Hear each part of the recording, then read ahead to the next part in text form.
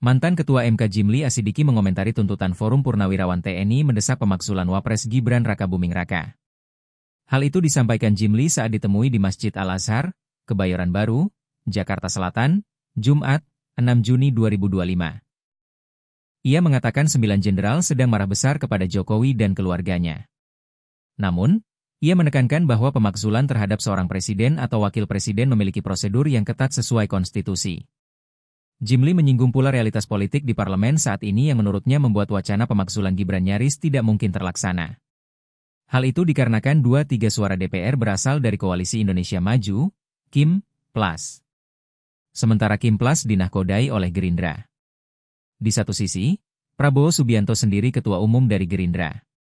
Jadi ekspresi dari apa ini harus dimaklumi. Ya, ekspresi dari kekecewaan, kemarahan, ketidaksukaan kepada Jokowi dan keluarganya, termasuk tentu saja dengan Gibran, itu harus dipahami sebagai fenomena ya yang alamiah aja, sesuatu yang rasional aja. Jadi kita tidak usah nafikan, tidak usah kecilkan artinya.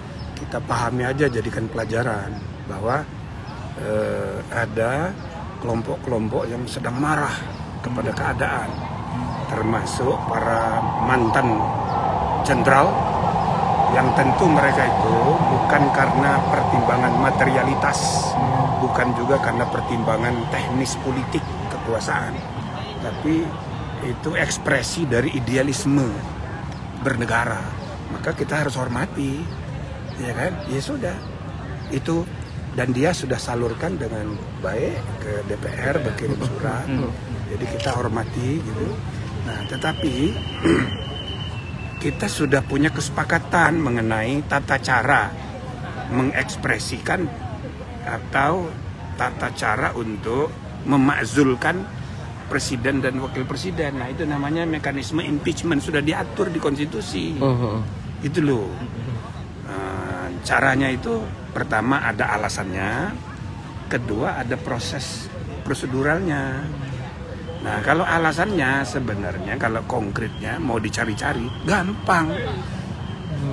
Ada 6 yang bisa dijadikan alasan.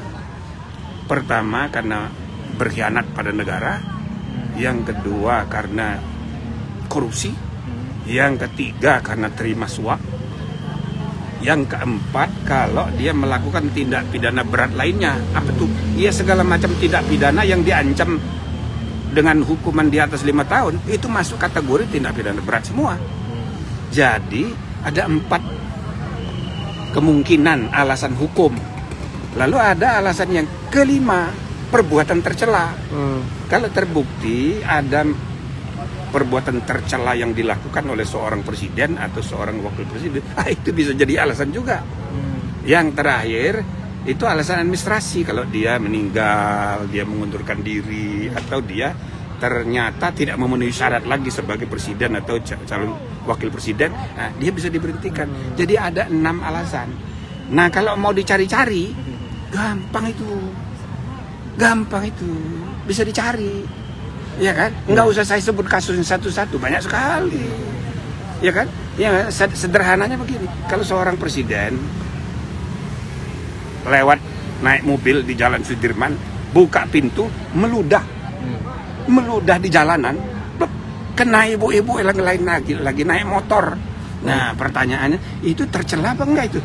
Masa pejabat publik kok meludah sembarangan, kena muka orang lagi. Ya kan, ibu-ibu pula, dia dandan mau kawinan, tahu-tahu diludahin presiden ya. Nah, padahal presiden nih, tercela apa enggak itu? Nah, itu tercela itu. Jadi untuk alasan mudah dibuktikan. Nah, itu tempat membuktikan di MK.